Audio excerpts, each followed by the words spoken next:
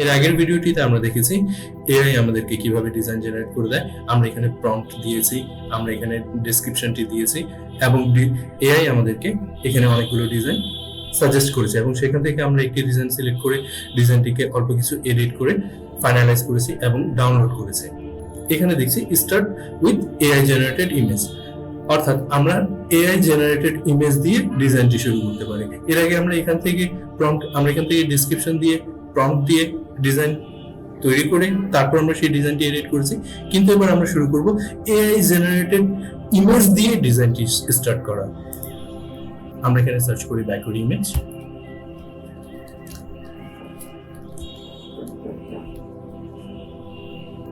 আমি এখানে টাইপ করার সাথে সাথেই আমাকে কিছু প্রম্পট বা ডেসক্রিপশন সাজেস্ট করছে যে আমরা এই ডেসক্রিপশন গুলো ইউজ করতে পারি।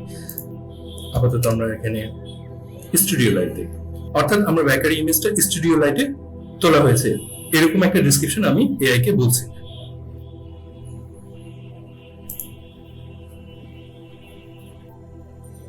আমরা দেখতে পাচ্ছি এআই আমাদেরকে 3টি ইমেজ জেনারেট করে দিয়েছে। এটি একটি চমৎকার ইমেজ।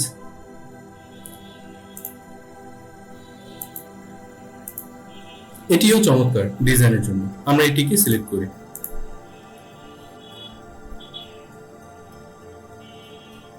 আমরা দেখতে পাচ্ছি রাইট সাইডে সে এই ইমেজটি দিয়ে কিছু ডিজাইন সাজেস্ট করেছে।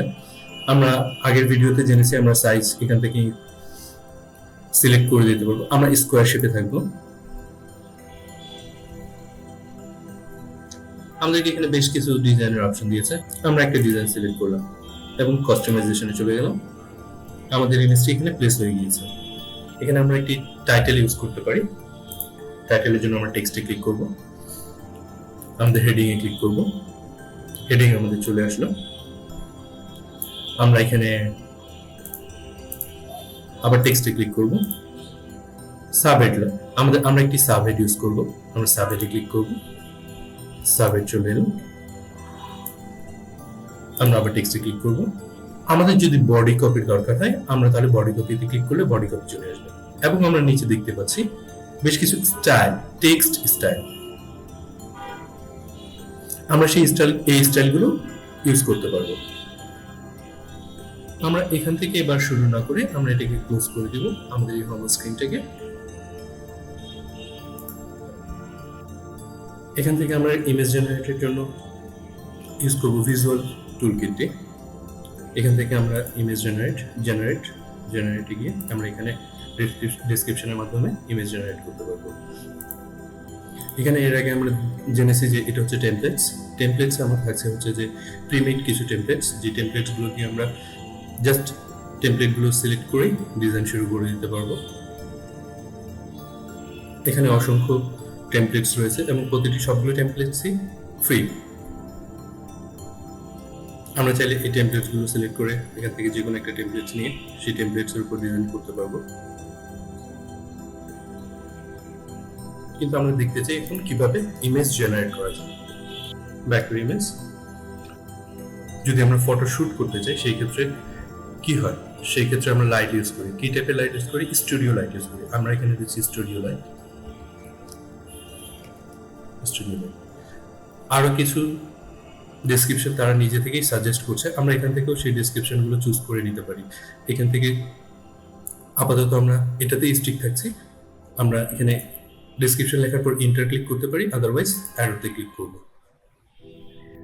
আমরা এখানে যে ইমেজগুলো জেনারেট করব সেই ইমেজগুলো আমরা পাবো কোথায়? যখন জেনারেট করব তখন আমাদের ইমেজগুলো এখানে থাকবে। এই যে 3টি ইমেজ তারা এখানে ক্রিয়েট করে দিয়েছে এবং এই ইমেজগুলোর ব্যাকআপ আমরা পাবো হচ্ছে মাই মিডিয়াতে। আমরা এইখান থেকে জেনারেট করে দেখি এআই আমাদেরকে এখান থেকে কিভাবে জেনারেট করে। Same S process actually.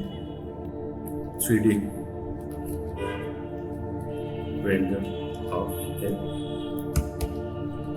living room, sunlight,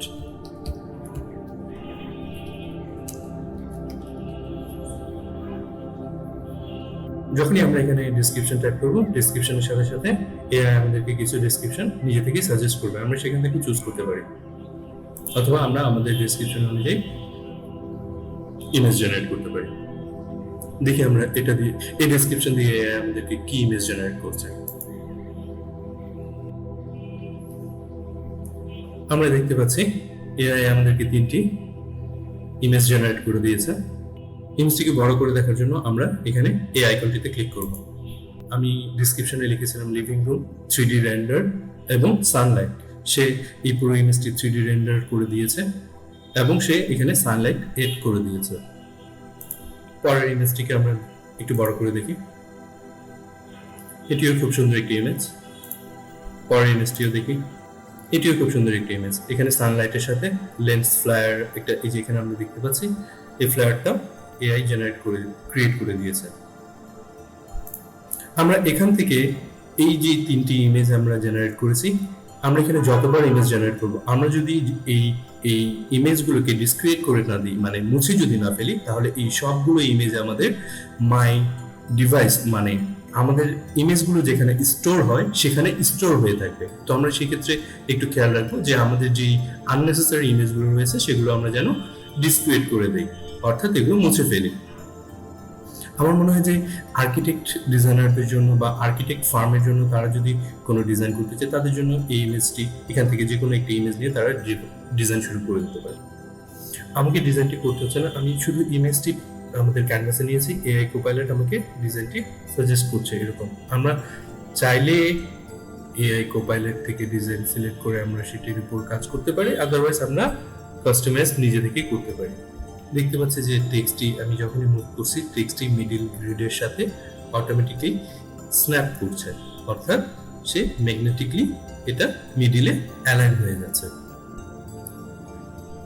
এবং আমি এখানে আমার লোগো প্লেস করব। আমাদের লোগোর জন্য আমরা এখানে সিলেক্ট করব my device, select logo, place.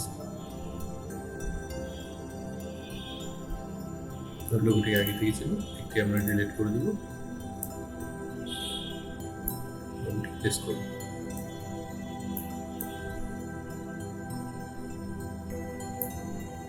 আমার মনে হয় যে আমরা সোশ্যাল মিডিয়ার জন্য একটি সুন্দর পোস্ট তৈরি করতে পেরেছি। এখন আমি ডিজাইনটি যদি ডাউনলোড করতে চাই, তাহলে আমরা এখানে ডাউনলোডে ক্লিক করব। ডাউনলোড থেকে এখানে আমরা ফাইল ফরম্যাটটি সিলেক্ট করতে পারবো। জেপিজিতে চাইলে আমরা জেপিজিতে নিতে পারবো, পিডিএফ এবং পিএনজি আমরা পিএনজিতে নিব। এখানে যদি আমি ডাইরেক্ট পিএনজি সিলেক্ট করে শুধু ডাউনলোড করে দিই, তাহলে হচ্ছে যে তারা নিজে থেকে একটি ওয়াটারমার্ক, ছোট্ট ওয়াটারমার্ক এখানে বসিয়ে দিবে। আমরা ওয়াটারমার্কটি চাই না, রিমুভ ওয়াটারমার্ক, আমরা সিম্পলি ডাউনলোড করে নিতে পারি। ডাউনলোডে ক্লিক করলে এটি ডাউনলোড হয়ে যাবে। আমার একটি ডিজাইন শেষ হয়ে গেছে, আমরা এখন নতুন ডিজাইনে চলে যাবো। সেক্ষেত্রে আমরা নতুন ডিজাইনে ক্লিক করবো, নিউ ডিজাইন। সঙ্গে সঙ্গে নতুন একটি ট্যাব ওপেন হবে এবং আমরা আমাদের হোম পেজে আমরা চলে আসবো।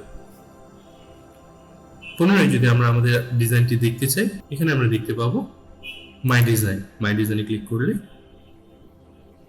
আমাদের আগের ডিজাইনগুলো আমরা এখানে দেখতে পাবো। যেহেতু এই ডিজাইনটি হয়ে গিয়েছে, আমরা এটিকে ডিলিট করে দেবো। রাইট বাটন ক্লিক করব, ক্লিক করে ডিলিট।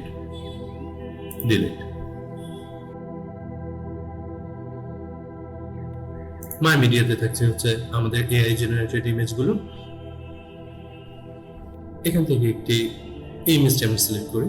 আমরা এখানে খুব তাড়াতাড়ি যেন কাজটি করতে পারি, যার কারণে এখানেও তারা একটি অপশন দিয়ে দিয়েছে এবং ইফেক্টেও থাকছে রিমুভ ব্যাকগ্রাউন্ড এবং তারপর থাকছে ব্লার ব্যাকগ্রাউন্ড। আমরা রিমুভ ব্যাকগ্রাউন্ডে ক্লিক করব। আমরা দেখতে পাচ্ছি ইমেজটি ব্যাকগ্রাউন্ড রিমুভ হয়ে গিয়েছে এবং আমরা এই ইমেজটিকে এখন যদি চাই একটু ক্রপ করে নিতে পারি।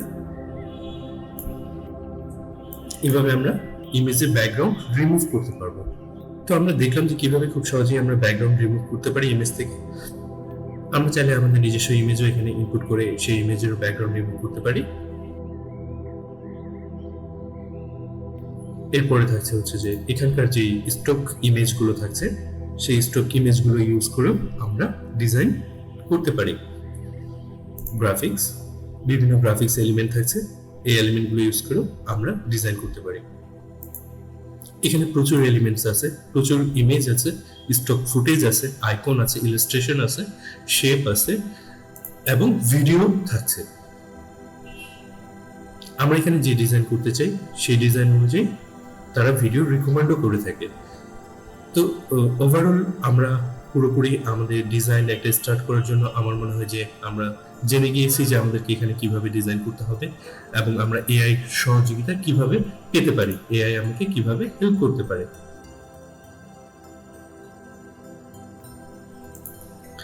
এরপর থাকছে টেক্সট। টেক্সটে হচ্ছে যে আমরা আমাদের টেক্সট, সাবহেড, ফন্ট এগুলো চেঞ্জ করতে পারি, যেগুলো আমরা আগের ভিডিওতে দেখেছি।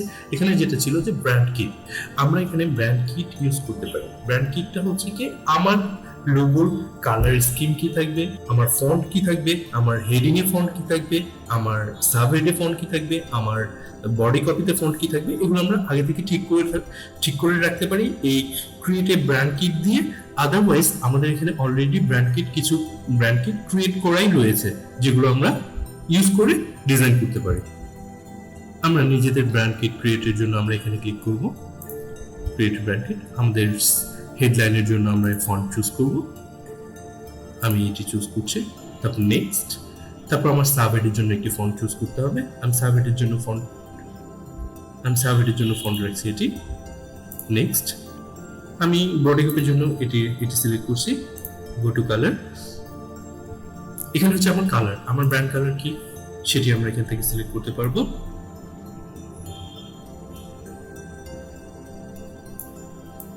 হচ্ছে আমার ব্র্যান্ড কালার রেড। তারপরে আমি আমার সেকেন্ডারি কালার কি, আমার সেকেন্ডারি কালার আমরা ধরে নিয়েছি হচ্ছে যে পার্পল, এবং তারপরে কালারটি হচ্ছে মিড পার্পল, এন্ড ডান। তারপর আমরা এটাকে সেভ করে ফেলতে পারি।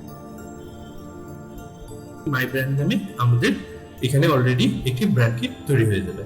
অর্থাৎ আমরা যখনই ডিজাইন করতে যাব, আমরা শুধু এই ব্র্যান্ড কিটটিকে সিলেক্ট করব। সিলেক্ট করার সাথে সাথে সে আমাদের কালার স্কিমগুলো, আমরা কি কি ফন্ট ইউজ করেছি এখানে, কি কি সাবহেড ইউজ করেছি এখানে, সে নিজে থেকে এখানে ক্রিয়েট করা শুরু করে দেবে। অর্থাৎ আমরা যখনই ডিজাইন করব, সেই আমাদের ব্র্যান্ড কিট অনুযায়ী ফন্ট এবং কালারগুলো সাজেস্ট করে থাকবে। এখানে আমি আমার মাইক্রোসফট ডিজাইনারের ভিডিওর সিরিজটি শেষ করছি। সবাই ভালো থাকবে।